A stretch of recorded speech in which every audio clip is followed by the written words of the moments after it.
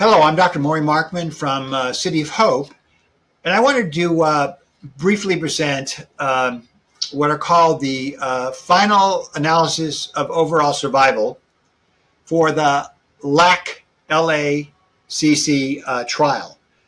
This particular trial, which had reported in the past, looked at it's actually called the laparoscopic approach to cervical cancer. That's what the LACC stands. And the paper and the analysis was a randomized phase 3 trial.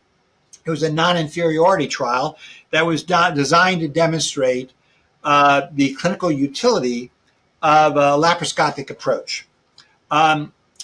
This particular analysis is entitled Final Analysis on Overall Survival Comparing Open versus Minimally Invasive Radical Hysterectomy for Early-Stage Cervical Cancer. And this included stage 1A2 to 1B2 cervical cancer.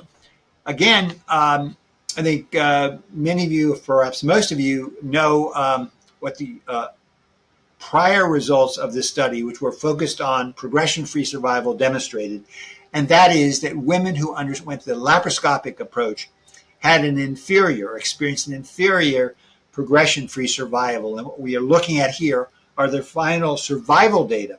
And at 4.5 years, the women who underwent the laparoscopic approach had a 90.6% chance of survival at 4.5 years versus those who underwent the open standard approach of 96.2%. So almost a little less than, somewhere between a 5 and 6% lower survival with the laparoscopic approach. Again, we already knew the data on progression-free. This is confirming the inferiority of that approach on overall survival.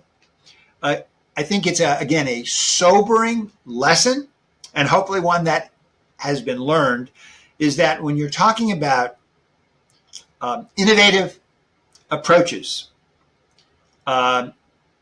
obviously throughout oncology, but here we're talking about innovative surgical approaches. It may sound very exciting. The argument may be it's less invasive, easier for patients to recover, easier for the surgeons. There may be even some financial benefits to an institution. But the facts are that we need to do prospective phase 3 randomized trials to demonstrate, again, in this case, it was non-inferiority. They weren't saying it was better. They were going to say it wasn't inferior, but it was inferior. So we need to do these studies to demonstrate the value. We should not be, obviously, piloting something makes sense. We need to know it's safe. We need to know how to do it. But before it gets accepted as standard of care, surgery, just like what we do in medical oncology sphere, we need to prove its value in a well-designed, prospective phase 3 randomized trial. I thank you for your attention.